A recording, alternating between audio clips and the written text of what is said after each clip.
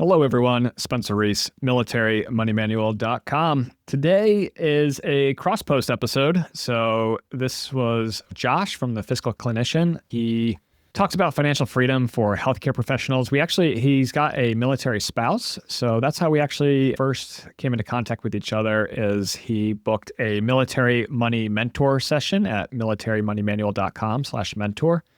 And we had a great conversation about credit cards and investing and a bunch of other stuff that I thought I would share with you all. So without further ado, here's my conversation with Josh from the Fiscal Clinician.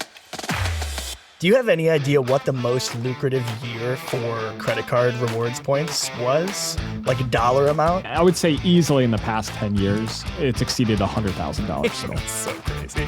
People need to separate wealth building from credit cards because the last place that you're going to be building wealth is through a credit card. People get obsessed with building their credit score when really they should be building their net worth, right? That's what you should become obsessed about. Welcome back to the Fiscal Clinician podcast, where we help healthcare professionals build wealth, crush debt, and achieve financial independence. I'm your host, Josh Sheen, doctor of physical therapy and financial coach.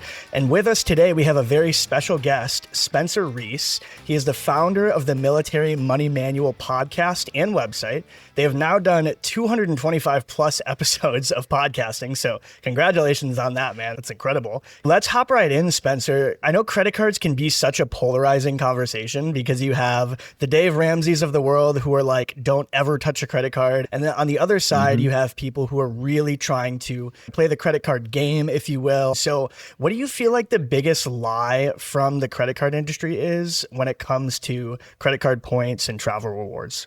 I'm not sure if this is the biggest lie, but it's definitely a lie. And the lie is that you can earn enough points and miles to take a vacation every year just based on your spending. So if you only have one card, let's say a Chase Sapphire Preferred, for example, one of my favorite beginner cards. Once you earn the welcome bonus, it'll say like earn 100,000 points when you spend $6,000 in the first 3 months, right? So about $2,000 a month.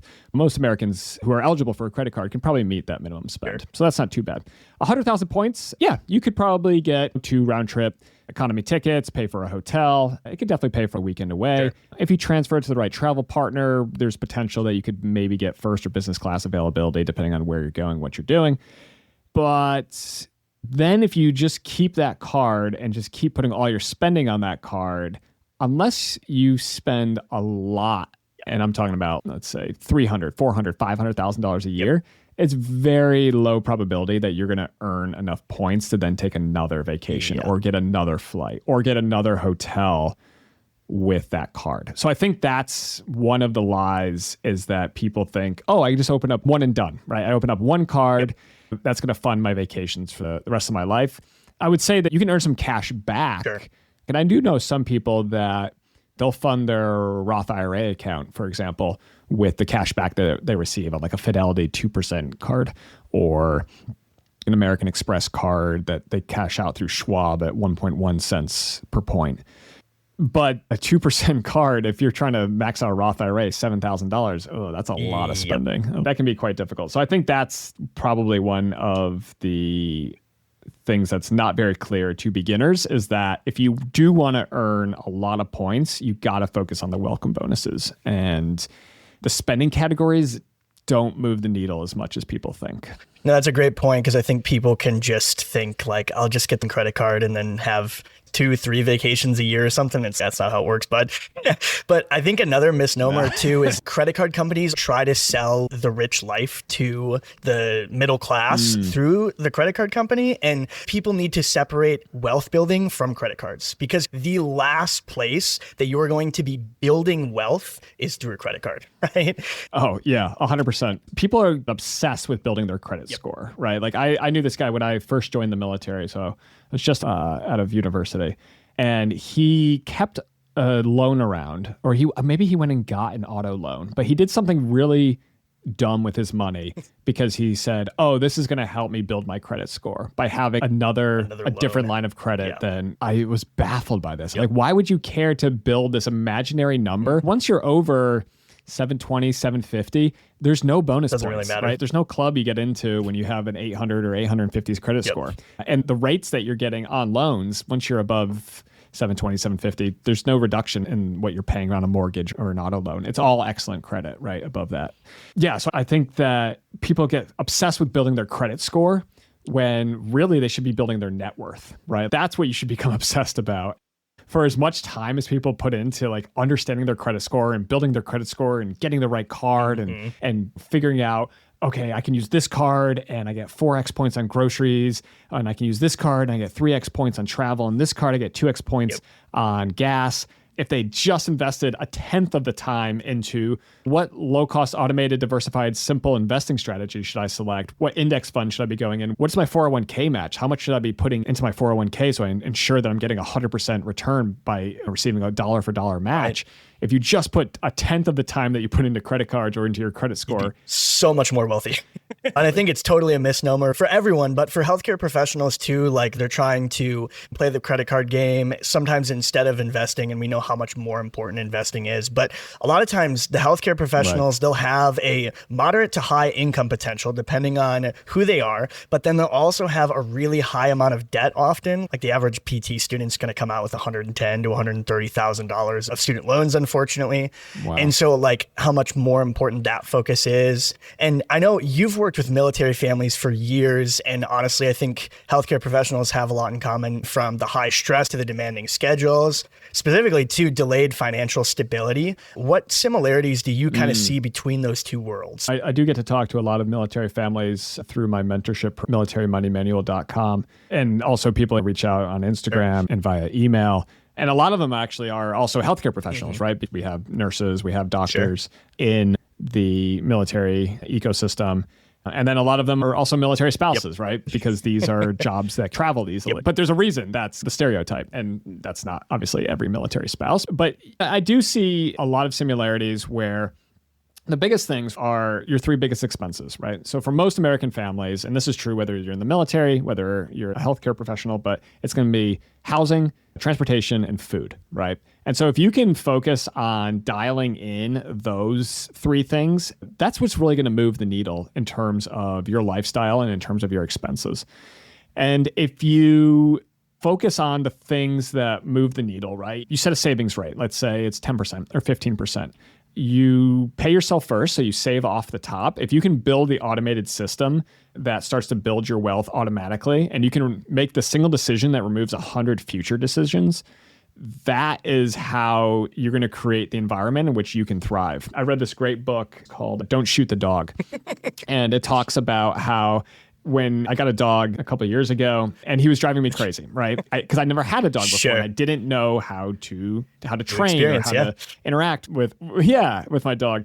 One of the lessons from the book was create the environment in which the dog can thrive, right? So if you don't want the dog to go into a specific room, put up a gate, right? Totally. Like, make it so that the dog can physically not go into that room.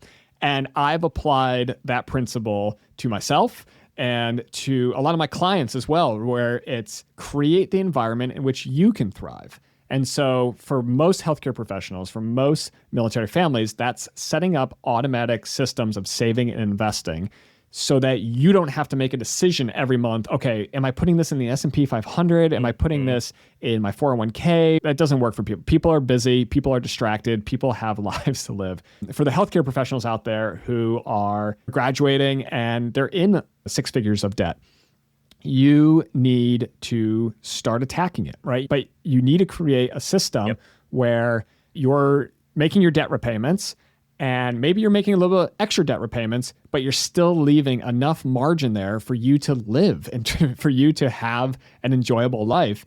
And that might mean for the first couple of years where you're out of school that you don't have your own place, that you have roommates. It might mean that if you're married and you have kids, that both of you are working, when your preference would be that one of you stayed home. And maybe you do the math and you say, no, you know what, one of us are going to stay home.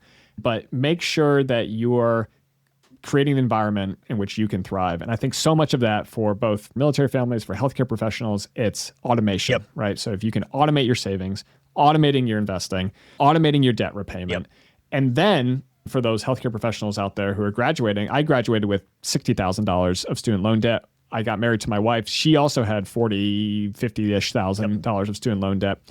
And we read the Dave Ramsey Total Money Makeover. It's a great book if you're just trying to figure out, like, how do I get out of debt? And then we took that gazelle-like intensity and just directed it towards crushing our debt. And we managed to pay off 6 figures of debt in less than 4 years. Yeah, that's awesome, man. And yeah, it was really good. And here's the trick, right? Is once you've done that, now you need to direct some of that cash flow towards investing, towards building wealth, towards savings, towards creating the financial engine, right? That's going to power the rest of your life. That was all amazing stuff about investments. Let's start and talk about some of your experiences with credit card redemptions. Spencer, when you started this journey with credit card points and miles, what was the redemption where you were like, oh my gosh, this is why we do this. This is why we put all this energy into figuring out this credit card game. There was a couple, but one of them was we were living out in the United Arab Emirates, and we went and stayed at a Ritz Carlton in an area of UAE called Ras Al Khaimah. And it was $1,700 a night for this bungalow, and it had a pool outside, and you basically had your own stretch of land that went out to the beach. It was completely private, and there's maybe 16 or 20 bungalows at this resort. And so we had an outdoor pool and an outdoor bath and an outdoor shower. And we had like a cabana down the way to the ocean, even further away. And it was just us, right? You couldn't see anybody. It was completely private. And it was amazing. And we paid $0 for it, right? It was like a free night certificate plus a couple points. I think we ended up staying 2 or 3 nights. Yeah. And that was one of those times I was like, oh, wow. If you worked it out on like how many cents per point we got, it was a tremendous value. Another one was we were living in Hawaii, and we booked ANA first class on their Honu, so their turtle-looking A380. And we booked that to fly out from Honolulu to Tokyo and then return. Nice. We were just going for a week. And those tickets, it was first class. It was $27,000 a round trip. Gosh. Insane, right? Nobody's paying cash for that. And we managed to get it for 11 cents per point, right? Oh my gosh. So that is huge, that's incredible. Right? If you'd earn those points by booking with an American Express Platinum card, for instance, you'd be getting 5x points on an airfare. Plus now you're getting 11 cents per point. So you're getting 55% cash back effectively. So that one got pretty crazy. I'll give you one more. We were living in Hawaii, and we went to the Wailea Beach Resort, which is a Marriott property. We were living on Oahu. We hopped over the pond, and we stayed there for the weekend, and we used points, a free night certificate, and we had such a great time. And we were free the next weekend. I said, do you want to come back next week? And my wife was like, yeah, sure. We were watching whales. We were going kayaking in the ocean. And our flights were on Southwest, so they were like $50 each one way. Sure enough, we looked and there was points availability. So we just transferred some Chase or Marriott points over and booked it again for the next weekend. And we went back, and the only thing we paid for was the airfare and food. It's incredible. And we're getting these multi-$100 night hotels, and we're just like, both times we had views of the ocean. We're watching whales breach and blow, and it's just incredible. And so obviously that's not something we would have done if we were paying cash, where we were just like, let's go back to the same hotel the next week. But when you're using points, when you're using miles, it just frees you up to just explore the world on your terms. Yeah. I definitely remember this wasn't the only one. There was multiple, but the most recent one, since we live in Louisiana now, was in New Orleans, where we booked a 5-star hotel there. And it was in an amazing spot. They have the most luxurious shower we've ever had. We went there and checked in, and they're like, we do deliver coffee to the room every morning. What time would you like to come in? And we're like, oh, nice. And then it was just the most relaxing, chill, best uninterrupted time for my wife and I to explore New Orleans. And again, it was a 5-night stay at that 5-star hotel, and we did not pay a single cent. And so it's just a way that you guys can figure out, how can we experience maybe a little more luxury without more money out of your pockets, right? And so, Spencer, I don't know if you know the answer to this. Do you have any idea what the most lucrative year for credit card rewards points was? Like a dollar amount? I've never sat down and actually worked it out. I would say easily in the past 10 years, it's exceeded $100,000. That's so crazy. And that's without including the annual fee waivers that we get as military service members. Here's a great example. The other day, my parents and one of their couple friends were going to Italy. And when you're going to Europe, it's a night flight. I was checking their itinerary, and I know that Emirates operates a 5th Freedom flight from JFK, New York City, to Milan, and then to Dubai. Oh, okay. But you can just book the individual sections too. So you can just fly New York to Milan. I can either get you there or I can fly you back. And they said, we're starting in Northern Italy, then we're working our way down to Rome. And the flight back from Rome to the East Coast is a day flight. So it's not so important to be in business class, right? And so I was able to get onto Emirates, and I booked 4 business class one-way tickets out of JFK to Milan. And I was able to fly them in business class. And those probably were maybe $2,000 tickets each. So like right there, boom, $8,000 saved. And just using a bit of Chase, maybe a bit of Amex points that I transferred to Emirates. And I think that's a great point too, where it's not just about you, right? Like you can enable luxury travel, or you can enable experiences for friends, family, loved ones. And the other thing that's a quirk is a lot of times people don't want to accept things, right? So like even if you had the cash to buy in business class, that's true. Let's say you're not gonna do that for us, right? But if you're like, oh, I just got these points and they're just sitting there and they're not doing anything, like you can't invest, you can't use miles. Technically, you could. Yeah, I was gonna say if you want to do the Schwab, but, But if you just say, look, these points are just sitting there, I'd rather the whole concept of earning and burning, right? So like when you earn the points, you want to spend the points that year or probably the next year, because what happens is, and you'll see this with, especially like with the hotels, with the airlines, is they devalue, right? You used to be able to book a round trip business class flight for 50,000 points, and now it's 100,000 points, and next year it might be 200,000 points. And so it's just, they're making it harder and harder as there's basically points inflation.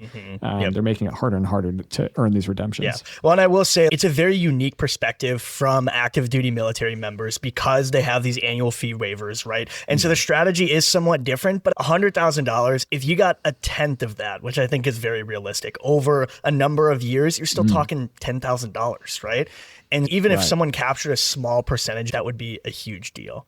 I know there's so many amazing credit card redemption stories. You just gave us multiple examples, but unfortunately, there's honestly a lot more sad stories of people struggling through credit card debt, paying 25 to 30% interest because their whole shtick was like, oh, I'm going to get all these free vacations. And then that happens. And so I wanted to talk to our listeners about some financial foundations and what's important before playing the game. And so, Spencer, what do you think are like the most important financial non-negotiables that should be in place before they start chasing these credit card rewards or points?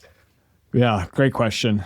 I would say you need to have your financial house completely in order. This is an advanced strategy. I would say if you have debt of any kind other than a mortgage, this is not a game for you to play. Direct your energy, your attention, your focus on smashing that debt. If you don't have an emergency fund, this is not for you. If you aren't getting your full 401k match, if you're not saving and investing, let's say 10 to 15% of your take-home pay, this is not for you. And I always reiterate to my listeners and readers, credit card debt is not an option. And if your natural spending isn't going to enable you to earn the welcome bonus that's offered, if it's spend $6,000 in the first 3 months, so that's $2,000 a month, and you're like, I usually spend about $1,500 on gas and groceries. Sorry, like don't do it. Not worth it. Come back. Yeah, not worth it. It's absolutely 100% not worth it. This is a cherry on top. This is when you've got all your other wants and needs completely met, and if you're the kind of person who is using an app or a spreadsheet to keep track of your credit cards, to keep track of your benefits, or you're willing to, okay, now we can have this conversation. Let me introduce you to using credit card points and miles to book almost free hotels, almost free airfare. But until you have those very basic building blocks completed, this is not something for you. And that applies even if you're in the military and you're not paying annual fees. I don't care. My advice is stay away from this until you've got a game plan. And part of that too might be not necessarily a budget, but I'm a big proponent of the anti-budget. So do your savings and investing first, and then spend whatever's left over, right? I use Monarch to keep track of my spending. And what's fascinating is some months it's up here, some months it's down here. But if you look at the average over a year, it's $2,000, it's $3,000, it's $5,000 a month. And as long as you're kind of aware of where your money's going, and then ensuring, is it aligned with my priorities? And I think for a lot of people, when they're getting started, they don't know where their money's going. And this is where a tool like YNAB or Monarch Money, or there's a whole Every Dollar, Rocket Dollar, there's a whole bunch. Many. But just pick one. You can even use a spreadsheet, right? And actually, with the AI programs, what might be really good is if you have been using a credit card or a debit card, is to log in, export your transactions for the last year, throw it into Claude, throw it into ChatGPT, throw it into Gemini, and say, categorize these, and then give me a pie chart. Show me where I'm spending. And you might be shocked. You might be like, oh my gosh, I thought I wasn't spending that much on going out to eat. And it turns out I'm spending $2,000 a month on a DoorDash and Uber Eats and going out to eat and all these other things. So I'm going to focus on, what do I actually get value out of, right? I get value out of going out to eat with my friends. Okay, that's the priority. The Uber Eats, the DoorDash and stuff, that's not the priority anymore. So you know what I'm going to do? I'm going to sign up for one of those meal delivery programs, and I'm going to get a bunch of frozen meals delivered to my house, because basically all I'm doing with that Uber Eats or that delivery service is I'm hungry and it's too late to cook. And I just need to eat something now, right? Yeah. And so if you have something that's healthier and that's available in your fridge or in your freezer, you'll pull that out, you eat that, and then that keeps your costs down. And then you can focus your spending on, I'm still going to spend $1,000 a month going out to eat with my friends. I love doing that because it's social. It's how we stay in touch. It's like, what's the point of life if you can't go out to dinner with your friends? So I love the points that Spencer made, even if it's not a traditional budget, right? He kind of referred to something, sometimes it's called reverse budgeting. What's the terminology used?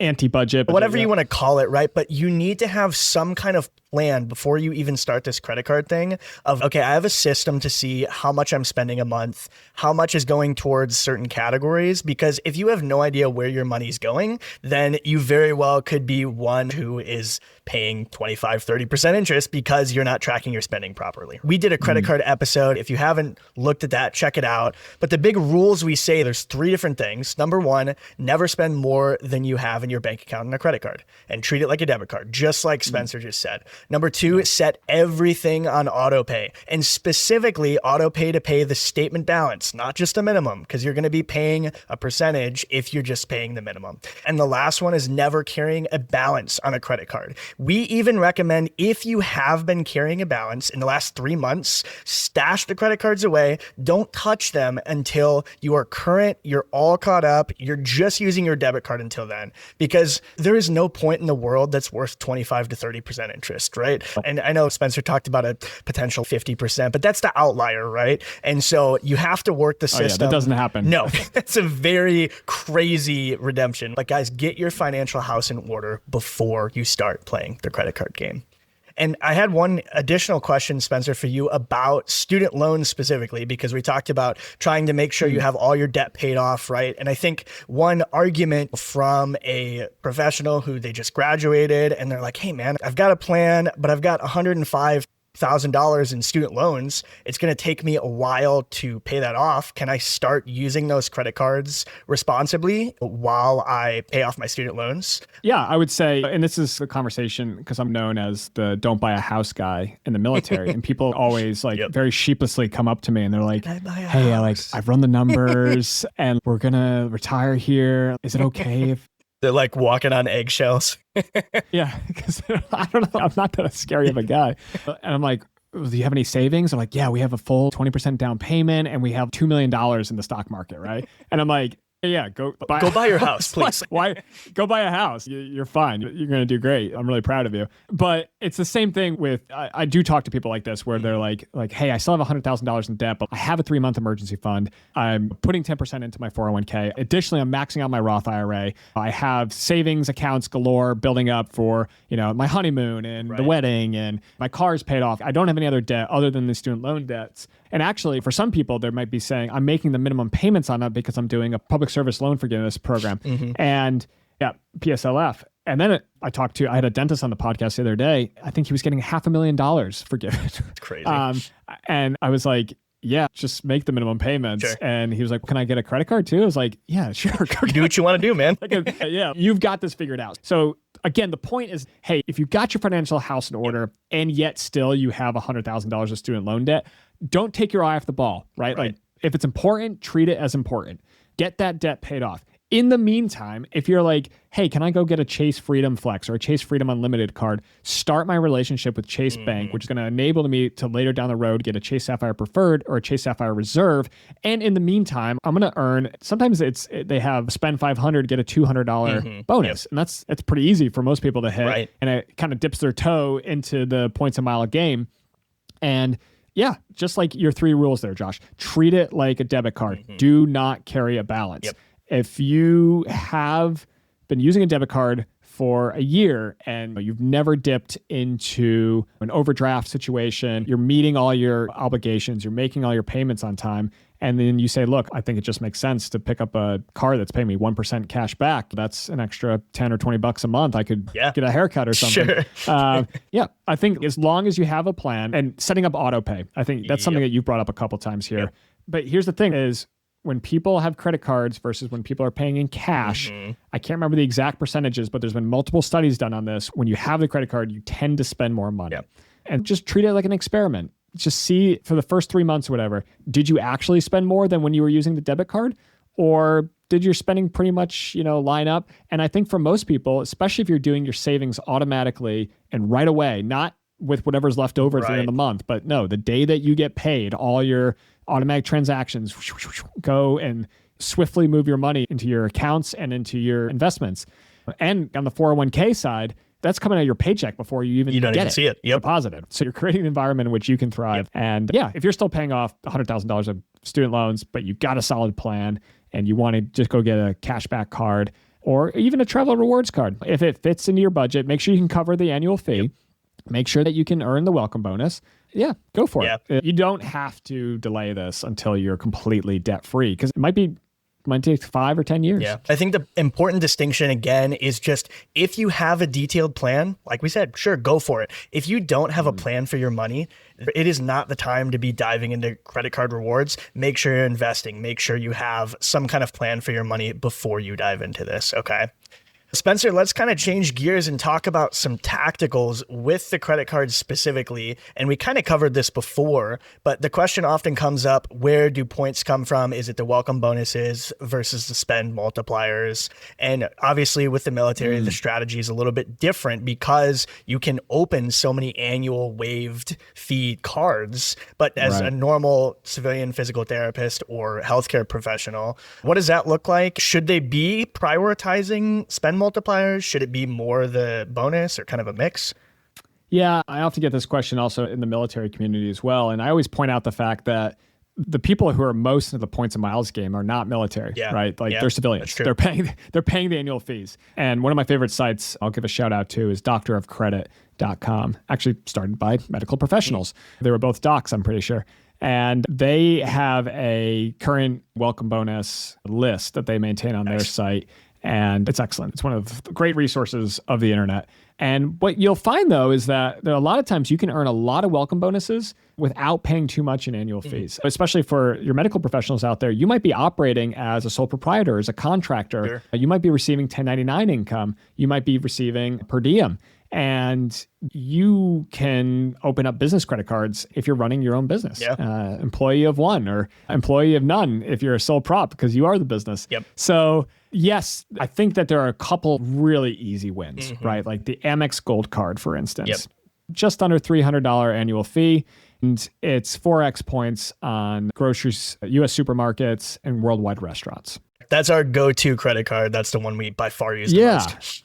And that was my go-to credit card for years as well, always in my wallet. Now I live overseas and Amex is just not accepted as much. So my daily driver is basically my Chase Sapphire Reserve. I would still, on the civilian side, if you're paying the annual fees, I would still prioritize the welcome bonuses. And I would say that there's some great apps out there. One of my favorite is Travel Freely. You can load your cards that you currently have in there, and it keeps track of when your annual fee is coming due.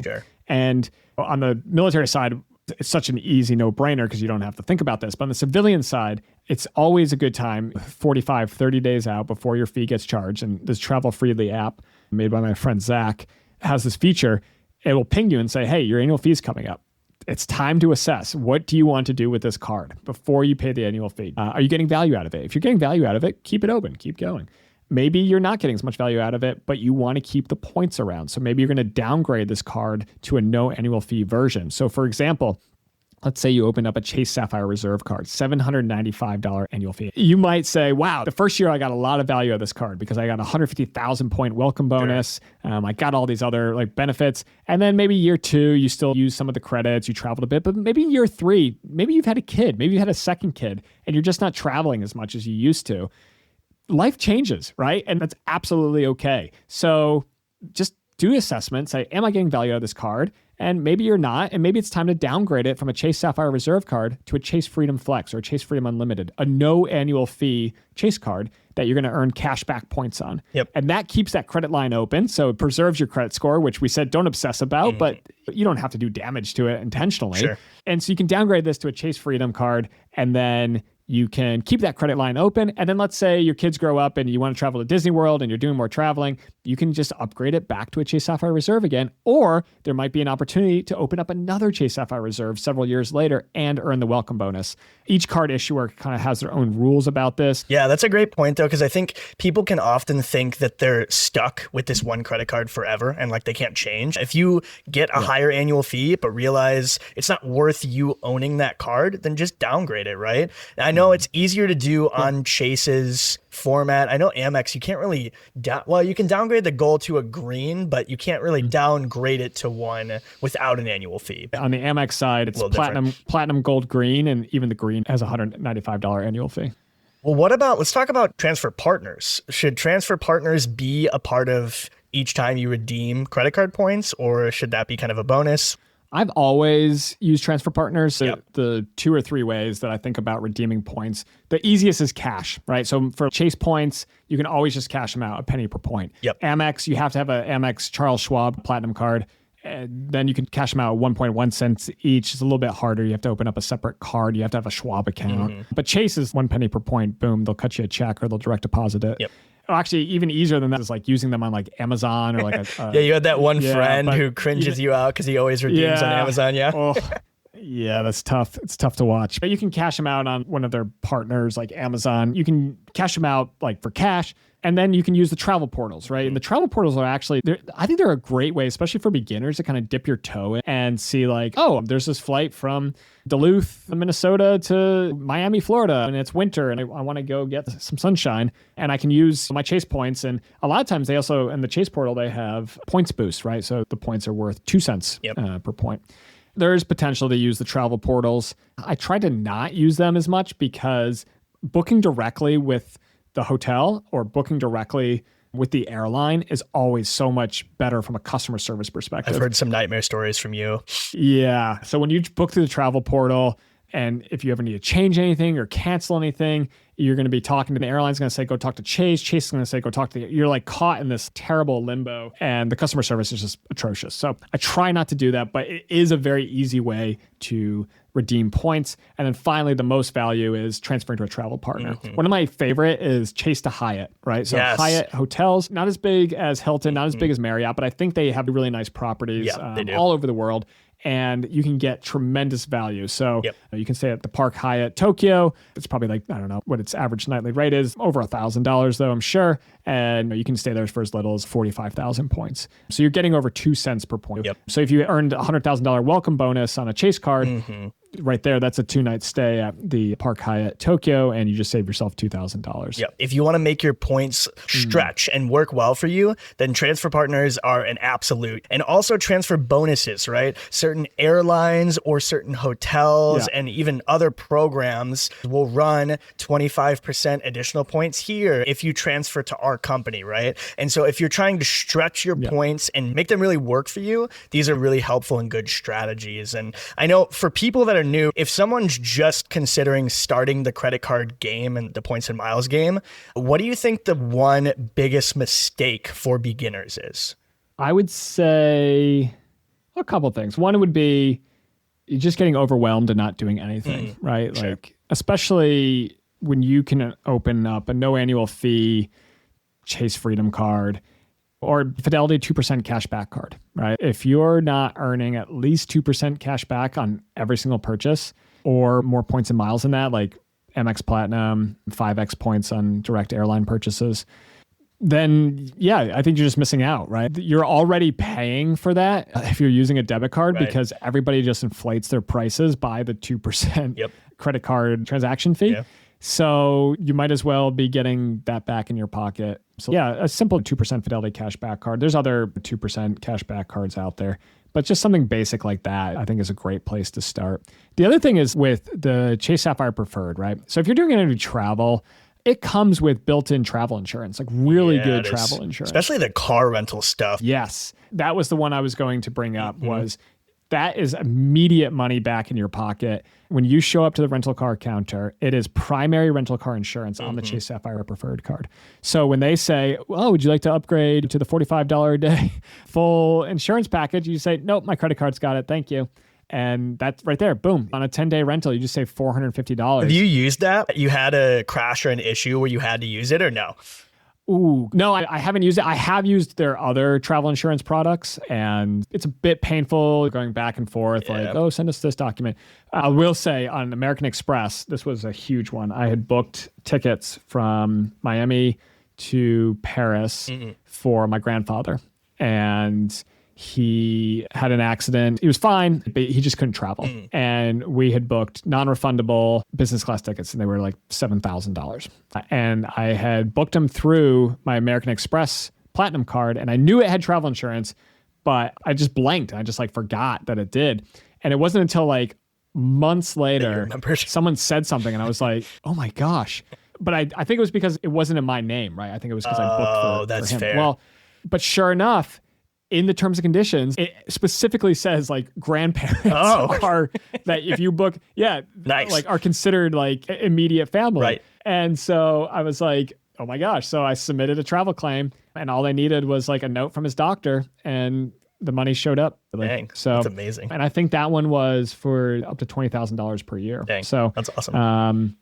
Travel insurance can really save you, and it can be something as simple as a family's traveling, right? And the flight's delayed, and then, oh, it's midnight, it's canceled, come back tomorrow morning, right? And by that point, everybody's lining up to like get free hotels from the airline, which the airline's like, no, we're not paying for a hotel. But if you just have a Chase Sapphire Preferred card, just be screenshotting things as they come in, go to a hotel, get the receipt, go travel out the next day, and then submit all the paperwork and say, hey, we had a travel delay, here's my evidence, here's my hotel, here's the food that we bought, and just file the claim, and it's amazing what's covered. That's always been a pretty easy process. Yeah. People just don't have that, especially if they're more of a newbie traveler, right? As soon as I hear a flight's canceled, right, I'm looking for the other flight I can get on, or I'm just, especially if there's an airport hotel, boom, I'll just make a booking straight away, right? And then that secures the room, and then I just go there, and if the flight's rescheduled for tomorrow morning, I've got the hotel room booked. I might even start the claim then and there and upload the receipt, but just like at least initiate, hey, on this day, I had a travel delay. Yeah. I'm grateful I haven't had to use it yet, but I'm definitely waiting for the time that I get to use it because they're always on a card where I can use that benefit. So that's awesome, man. Well, real quick, Spencer, I loved your episode 147 on the Military Money Manual podcast, where you guys talked about strategy for if someone wants 1, 3, or 5 credit cards. I basically wanted to do a take on this for our listeners and make it a little more minimalist, like a 1, 2, 3 strategy. So for the minimalist, if a person's only getting 1 credit card, what would you suggest and why? If you just want 1 credit card, it depends if you're traveling or not. If you are traveling, Chase Sapphire Preferred, pay the $95 annual fee. Yep. If you don't travel that much, or you don't care about travel rewards, you want cash back, the Fidelity 2% cash back card, or any card that's paying 2% cash back. Yeah. That's for the 1 card. For the 2 card, I would just have those 2 sitting beside each other. Sapphire Preferred, putting your restaurant purchases, flight purchases, travel stuff on there. And then everything else goes on the Fidelity 2% cash back card. I'm also a big proponent of having a joint card that all your joint expenses are going on, and then you each have your own individual cards that your individual expenses are going on. Sure. And that fits well into a 3-card Monty situation where you have the card that covers almost everything is the Fidelity 2% cash back card. And then one of you has a Chase Sapphire Preferred card for travel. And then the other one has, let's say, an Amex Gold card. And that's for groceries in restaurants. And I would say that's a pretty good stack right there. Yeah. That gets a little expensive though. Yep. $95 for the Chase Sapphire Preferred plus I think it's $295 for the Amex Gold card. Yeah, I was going to say, and if you're not trying to stretch your value as hard and you still want to try like a 3-card strategy and keep it super simple because you're staying in the same ecosystem, you could do Chase Sapphire Preferred and then do Chase Freedom Unlimited and Chase Freedom Flex, because then you're literally paying $0 annual fees for those last two. You're paying the $95 for the first one. There is some overlap of the value, but at least then from the Freedom Flex, you're getting those 5% rotating categories. The Preferred's only $95, which is pretty minimal. If you're trying to do a 1-card strategy and you know you're really grocery, Amazon, and gas heavy, the American Express Blue Cash Everyday card is a really nice $0 cash back card. You can't use it for travel rewards, so that would be more of a cashback style card, but that's always one thing that you could look into too. To wrap up, the biggest thing is kind of knowing yourself with these strategies. If it brings you joy to stretch points and to make them work as hard as you can, then do that and have fun with that. Be an optimizer, but be responsible with it, right? And if adding an annual fee stresses you out, just pick a card or two without an annual fee. Then at the end of the year, you didn't have to get a certain amount of value to make it worth it, right? And if it's helpful to be simplistic for you, then just choose a layout that's clean with one ecosystem. You don't have to have multiple logins. You can just make it easy on yourself. Spencer, did you have anything you wanted to add before we close out? Just to your point there, Josh, this is supposed to be fun. So it's supposed to be a hobby that adds value to your life. If you're stressing out about this, if you can't keep track of cards, if you're missing payments, if you're paying credit card debt, you're doing it wrong. So, and it's okay. This isn't for everybody. It is actually a pretty wonky, pretty nerdy thing to do. You can get a lot of value out of it. I tend to talk about it a lot because I just think that the value you can get out of it on the military side is absurd. It is. Because you're not paying the annual fees. Yep. On the civilian side, it's just one more thing to do. Yep. So if you're into Warhammer or Dungeons and Dragons and you like numbers and rolling 20-sided dice, this is probably an activity for you. If you're more of a hang out with the boys on the weekend and you like going for hikes and stuff, like just go do that. You don't need another spreadsheet in your life. In most couples, I tend to find there's usually like the money person and the less so money person. And if you're the money person and you're excited because it's like, oh, one more spreadsheet to make and one more thing to keep track of, go for it. It's fun. And you can have some tremendous experiences. And there is a certain joy from when you board an aircraft and you turn left, right? And especially when your partner, who's maybe the not credit card person, is, oh, wow, this is cool. This is nice. And thank you for making this possible for us. Yeah. And it's a good feeling to provide that for your loved ones. That's awesome. Spencer, it's been such an honor to have you on the show, man. Thanks for coming. I know we talked about being able to find you on militarymoneymanual.com. Where are some other places that our listeners can find you if they're looking? Yeah, the book's on Amazon and on my website, The Military Money Manual. I'm on Instagram at Military Money Manual. We're actually starting a community soon. So there's going to be an app. And this is actually the first time I've ever talked about this publicly. So you heard it here first. Nice. On this podcast. But we're going to get a community going soon. So check it out. It's all going to be over at militarymoneymanual.com. That's the hub for the courses, for the book, for the podcast. Oh, yeah. And the podcast, like you said, we're over 200 episodes now, and that's anywhere you can find podcasts. And we finally crossed 500 5-star reviews. Wow, so good for you guys. That's amazing. Yeah, me and my buddy Jamie, we've been hosting that for over 5 years now. And it's so much fun. We get to talk about money and the military and making military service members wealthier and happier and less stressed about money. Yeah. I love it, man. Guys, takeaway from today's simple: set your financial foundation first. Invest consistently, automate everything you can, and then if you want, you can use all these strategies to optimize your lifestyle with credit card points and miles. Thanks so much for tuning in to this episode of the Military Money Manual podcast. If you're enjoying the show, please feel free to rate, subscribe, and leave a review wherever you listen to your podcasts. This helps others find the show, and we really appreciate it. Thanks again for tuning in, and we'll catch you in the next episode. The views and opinions presented here are those of the speakers and do not necessarily represent the views of the DoD or its components. Reference to any commercial products or services does not constitute DoD endorsement of those products or services.